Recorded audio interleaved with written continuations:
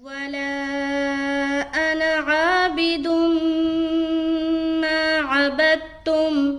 اب یہاں پر دیکھیے ولا میں 3 سے 4 الف کھینچ رہے کیونکہ یہاں پر مد ہے. اس کے بعد یہ ہے لفظ انا. پورے قرآن شریف میں کہیں بھی لفظ انا آئے گا اس کا الف نہیں پڑھا جائے گا، یعنی کہ یہاں پر ہم اس کو کھینچیں گے نہیں بلکہ الف کو کٹ کریں گے. لکھا جاتا ہے لیکن پڑھا نہیں جاتا. تو یہاں پر پڑھیں گے انا، یعنی کہ حمزہ زبر آ نون زبر نا، انا. اور یہاں پر عابد، عین کو ظاہر کرنا ہے، الف مدہ کریں گے. دال کو میم سے ملاتے ہوئے ہم کیا کریں؟ ادغام ناقص. عابد غنے کے ساتھ ملا رہے.